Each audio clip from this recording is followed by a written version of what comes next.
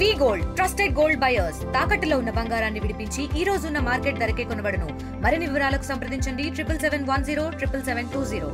కూటమి ప్రభుత్వం అధికారంలోకి వచ్చిన తర్వాత నా మీద వరుసగా కేసులు నమోదవుతున్నాయి. దానిలో భాగంగా ఇప్పటికి దాదాపుగా ఒక 6 కేసులు నమోదయ్యాయి. నిన్న 7వ కేసు ఇంకొకటి నమోదైంది.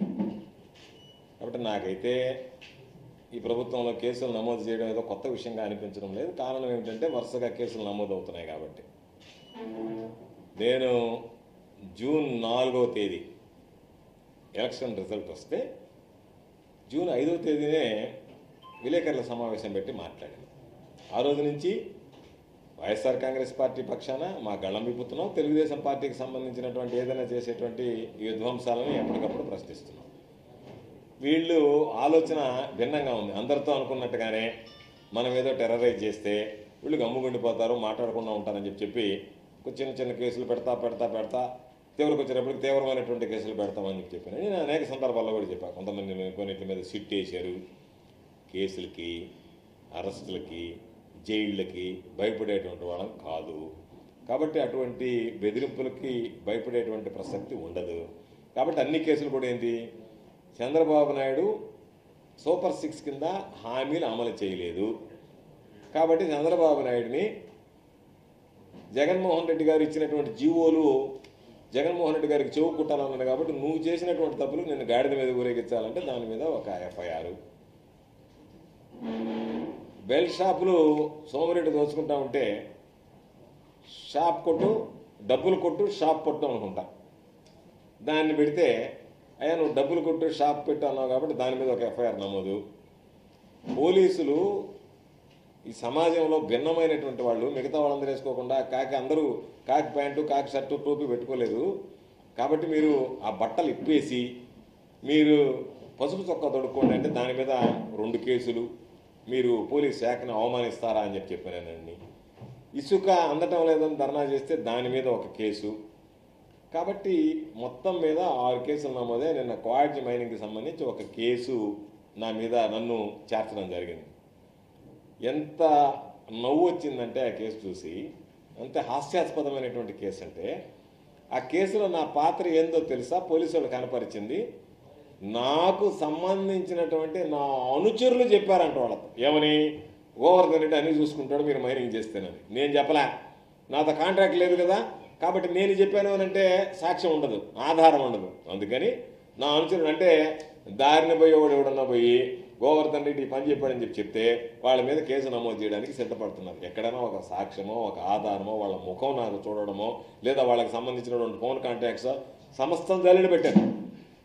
నా మీద దాదాపుగా 16 ఎంక్వైరీలు జరిగాయి. విజిలెన్స్ ఎంక్వైరీలు అయితే ఎంతవరకు ఎక్కడ ఏదో దొరకబడినప్పటికి ఇప్పుడు ఏం చేశారు, దొరుకుతుందేమో అని చూశారు. ఓ సంవత్సరం అయిపోయింది. తప్పుడు కేసులు బనాయించడానికి ప్రయత్నం చేస్తున్నారు. కాబట్టి తప్పుడు కేసు అనేటువంటి దానికి స్పష్టమైనటువంటి ఆధారాలు నేను ఒకటే అడుగుతున్నా. కన్ఫెషన్ స్టేట్మెంట్ అనేటువంటిది చెల్లదు అని పలుమార్లు సుప్రీంకోర్టు చెప్పడం జరిగింది.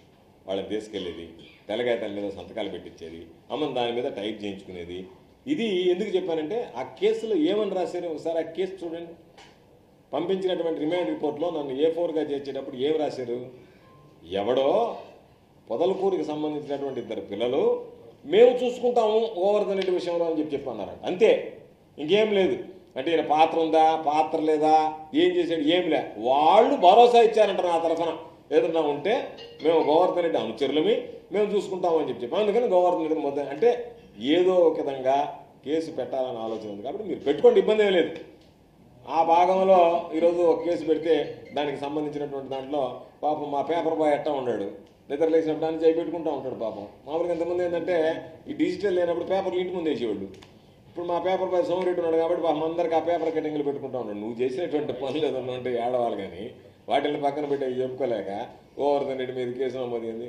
ఏముంది, ఇప్పుడు 7 కేసులు నమోదైనాయి, ఈ 8వ కేసు నమోదైంది. ఇంకెన్ని కేసులు నమోదు అవుతాయనేటువంటిది లెక్క పెట్టుకుంటూ ఉండాలి మీరు మామూలుగా. ఎందుకంటే రోజు నిన్న 11 గంటలకి కేసు నమోదైందని చెప్పారు. 4 గంటలకు మామూలుగా నేను మాట్లాడాల్సినటువంటి ప్రెస్ మీట్ అన్నీ మాట్లాడడం రెడీగా ఉన్నాం, దేనికైనా సిద్ధంగా ఉండేటువంటి వాళ్ళం. కాబట్టి మరలా చెప్తున్నా ఈ ప్రభుత్వానికి, మీరు ఏదన్నా టెర్రరైజ్ చేయడానికి మేము మిమ్మల్ని కేసుల్లో ఇరికిస్తామని చెప్పి తప్పు చేసినటువంటి వాడు భయపడాలి. తప్పు చేసినటువంటి వాడు శిక్ష పడుతుందని చెప్పిన భీతిల్లాలి. అటువంటిది ఏమీ లేదు. ఎక్కడ పొరపాటు చేసేటువంటి ప్రసక్తే ఉండదు. పొరపాటు చెయ్యము, పొరపాటు జరగదు. కాబట్టి ఇంతకుముందు కూడా అనేక సందర్భాల్లో చెప్పాం. అందుకని వీటికి సిద్ధంగా ఉన్నాం.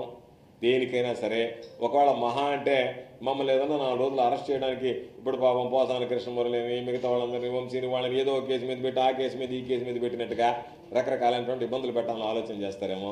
ఆ ఉడత బెదిరింపులకు భయపడేటువంటి పిరికి వాళ్ళు ఎవరు లేరు. మేము దేనికైనా సిద్ధపడినటువంటి వాళ్ళం. జగన్మోహన్ రెడ్డి గారి సైనికులం. వైఎస్ఆర్ కాంగ్రెస్ పార్టీలో పదవులు అనుభవించినటువంటి వాళ్ళం. ప్రజలు ఎమ్మెల్యేగా ఇస్తే జగన్మోహన్ రెడ్డి గారు మంత్రిగా ఇచ్చాడు. కాబట్టి మీకు భయపడో ఇంకొకరికి భయపడో ఈ పార్టీకి సంబంధించినటువంటి మా విధానాలు తెలియజేస్తాం. ప్రజల్లోకి మా విధానాలు తీసుకుపోతాం. మీకు సంబంధించినటువంటి అవినీతి అక్రమాలను ప్రశ్నిస్తాం. ఎక్కడా కూడా రాజీ లేనటువంటి పోరాటం చేస్తాం తప్ప ఓయమ్మా నా మీద కేసు పెడతాననగానే నేను గమ్మైపోవడమో లేదు మిమ్మల్ని గమ్ముగా ఉండాలి అంటే మీ మీద కేసులు పెట్టాలి. పాపం చాలామంది చెప్పారు ఈ జిల్లాలో మీరు గమ్ముగా 4 రోజులు ఉండండి అసలు ఏం కేసులు లేకుండా పోతే ఎందుకు ఉండాలా. దేనికైనా మీరు కేసులు పెడతారని భయపడి పార్టీకి సంబంధించినటువంటి ద్రోహం చేయడమో పార్టీ యొక్క సిద్ధాంతాలు ప్రజల్లోకి తీసుకుపోవడం ఎందుకు వెనకాడతాం. కాబట్టి ఎక్కడ వెనకాడం. కాబట్టి ఆ కేసు పూర్వాపరాలు ఏంది, ఏమి కేసు పెట్టారనేటువంటిది కూడా మీడియా దానిలో కూడా వెళ్ళాలి. అంటే ఏ విధంగా ముద్దాయం చేశారనేటువంటిది ఆ రిమాండ్ రిపోర్ట్ ఒకవేళ నా దగ్గర కూడా ఉంది, నేను కూడా ఇస్తాను మీకు. దాంట్లో ఒకసారి చూస్తే అసలు ఆ వ్యక్తి యొక్క పాత్ర ఎంత వేగ్గా అంటే దీనికి సంబంధించినటువంటి. కాబట్టి నేను అనేక సందర్భాల్లో మరలా చెప్తున్నా. సిట్లకి, విజిలెన్స్ ఎంక్వైరీలకి, విజిలెన్స్ రిపోర్ట్లకి, పోలీస్ కేసులకి తప్పు చేసినటువంటి వాడు భయపడాలి తప్ప ఇరికిచ్చాలని ఆలోచన చేసేటప్పుడు దేనికైనా భయపడేది ఉండదు. కాబట్టి ఆ ఎంక్వైరీలన్నీ కూడా విచారణలో తేలుతాయి. కాకపోతే ఈరోజు పాపం ఇబ్బంది పడే వాళ్ళంతా ఎవరంటే అధికారులు. ఎవరైతే ఇప్పుడు ఇన్వెస్టిగేషన్ చేస్తున్నారో రేపు వాళ్ళని పిలిచిన తర్వాత వాళ్ళు వాస్తవాలు చెప్పారనుకోండి, వీళ్ళు రాయించారు మా చేత ఈ విధంగా అని చెప్పి పాపం వాళ్ళు ఇబ్బందులు పడేటువంటి పరిస్థితులు ఉంటాయి భవిష్యత్తులో. కాబట్టి ఏటికి కేసులకి వాటన్నిటికీ భయపడం మరలా చెప్తున్నాం. కాబట్టి అన్నిటికీ సిద్ధంగా ఉన్నటువంటి వాళ్ళం, రాజకీయాల్లో స్థితప్రజ్ఞత కలిగినటువంటి వాళ్ళం, వీటన్నిటికీ భయపడేది ఉండదని చెప్పి తెలియజేస్తున్నాం. అందుకే సాధారణంగా ఈ అంశం మీద మాట్లాడడానికి ఇష్టపడలేదు. కానీ మీడియా మిత్రులు కొంతమంది మీ అభిప్రాయాలు చెప్పండి అని చెప్తే అందులో భాగంగా ఈరోజు ఆ కేసుకి సంబంధించినటువంటి పూర్వాపరాలు ఇంతకుముందు ఉన్నటువంటి అన్నీ ఒకసారి చూస్తే ఆ కేసులకు సంబంధించి కూడా ఎక్కడ కూడా ఏదో కేసులు పెట్టాలి, భయపెట్టాలి, దాని ద్వారా వీళ్ళని కామ్ డౌన్ చేయాలనేటువంటి ఆలోచన తప్ప ఎక్కడ కనిపించడం లేదు. కాబట్టి మా మీద పెట్టేటువంటి కేసులకి మేము అలవాటు పడిపోయాం వైఎస్ఆర్ కాంగ్రెస్ పార్టీ వాళ్ళం. కాకపోతే పాపం కొంతమంది అంటుంటారు ఇంకా నా దాకా రాలేదే అని చెప్పి ఒక్కొక్కరు వంతు వస్తూ ఉంది. కాబట్టి మాట్లాడే వాళ్ళందరి మీద కేసులు పెడతారు. ఆ కేసులకి అన్నిటికీ భయపడం మా గళం. ఒకవేళ మహా అంటే మా ఎన్ని రోజులు అవుతాయి మేము అరెస్ట్ అయ్యి రిమాండ్లో ఉంటే ఆ రిమాండ్లో ఉన్న రోజులు మాట్లాడడం. రిమాండ్లో నుంచి బయటకు రాగానే మళ్ళీ మొదలు పెడతాం. మళ్ళీ మీరు రిమాండ్ చేస్తే మళ్ళీ రిమాండ్కి పోతాం. మళ్ళీ రిమాండ్లో నుంచి బయటకు రాగానే మళ్ళీ మొదలు పెడతాం. మా ఉద్దేశం ఏంది, మీలో ఉన్నటువంటి వ్యతిరేకతని ప్రజల్లోకి తీసుకువెళ్ళాల ప్రధాన ఉద్దేశం. దాన్ని మేము ప్రశ్నిస్తూనే ఉంటాం. తప్పనిసరిగా, ఎందుకంటే న్యాయస్థానాన్ని ఆశ్రయిస్తాం.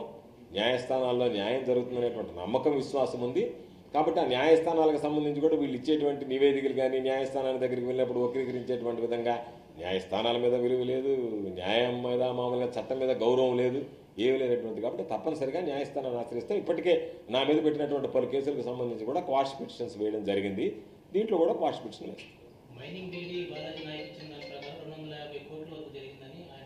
250 కోట్లు జరిగిందా, 2500 కోట్లు జరిగిందా అనేటువంటిది బాలాజీ నాయక్ తేల్చాల్సినటువంటిది, మైనింగ్ డిపార్ట్మెంట్ తేల్చాల్సింది. నాకు తెలిసినంత వరకు స్థూలంగా దాంట్లో మైనింగ్ జరగలేదని చెప్పి ఒకసారి ఈ అధికారులు ఇచ్చినటువంటి రిపోర్టు నా దగ్గర ఉంది. జాయింట్ కమిటీ వెళ్ళి జరగలేదని, మళ్ళీ ప్రభుత్వం వచ్చిన తర్వాత మళ్ళీ 200 కోట్లు జరిగిందనో 250 కోట్లు జరిగిందనో ఇచ్చినారని చెప్పి మీడియాలో చూసి నేను. కాకపోతే ఏ రిపోర్టు ఎప్పుడు ఇచ్చారు, ఏ విధంగా ఇచ్చారు అనేటువంటిది కూలంకుషంగా చూస్తే ఈ రిపోర్ట్లు తప్పుడు రిపోర్ట్లే, కేసులు తప్పుడు కేసులే, చేస్తున్నటువంటి పనులు తప్పుడు పనులు, ఇరికించడం తప్పుగా ఇరికించడం. అందుకనే చెప్పేది, ఇప్పుడు మీరు నా దగ్గర ఉంటే మీరు అడిగారు కాబట్టి రిపోర్ట్ ఇస్తాను మీకు. మీరు ఒకసారి మొదట్లో ఏం రాశారు 7 డేట్లో, ఆ తర్వాత రిపోర్ట్లు 12 రిపోర్ట్లు రాస్తున్నారు. ఆ చివరి రిపోర్ట్ ఇచ్చారు. కానీ మా మీద ఉన్న కంప్లైంట్ ఇచ్చాడా, ఇంత చెప్పినటువంటి వాడు ఇవ్వలేదే. మా పాత్ర ఉందని చెప్పి ఎవడు నిర్ధారించలేదే. వాళ్ళు ఎవరో ఒకరిద్దరు పాత్ర ఉందని నిర్ధారించారు. ఆ నిర్ధారించిన తర్వాత ఏంది, మామూలుగా వీళ్ళు ఇది అది అని చెప్పిన ఏదో ఒక విధంగా ఇప్పుడు మమ్మల్ని తీసుకోవాలంటే ఏం చేయాలి, మా అనుచరులు పెట్టాలి ముందు. మా అనుచరులు పెడితే మా అనుచరుల ద్వారా చేసామనేటువంటిది ఎస్టాబ్లిష్ చేయడానికి ఒక ప్రయత్నం. అందుకని ఇవన్నీ మామూలే, వీటన్నిటికీ ఏం భయపడేది ఉండదు. అందుకని చెప్పి దేనికైనా సిద్ధపడినటువంటి వాళ్ళు. అందుకని సిద్ధపడిన తర్వాత ఇంకేముండదు. పామును పట్టుకునేటువంటి వాడు పాము కాటికి సిద్ధపడిన తర్వాత చావడానికి సిద్ధపడిన తర్వాత వాడు పామును పట్టుకోవడానికి ఎందుకు వెనకడతాడు? కాబట్టి మేము పాములు పట్టుకునేటువంటి వాడిలాగా దేనికైనా పాము కాటికైనా సిద్ధపడినటువంటి వాళ్ళం కాబట్టి వాటికన్నిటికీ ఏమీ భయపడేది ఉండదు. మరిన్ని వీడియోస్ కోసం ఛానల్ ని సబ్స్క్రైబ్ చేయండి. లేటెస్ట్ అప్డేట్స్ కోసం వాట్సాప్ ఛానల్ ని ఫాలో అవ్వండి. ఆ లింక్ డిస్క్రిప్షన్ లో ఉంది.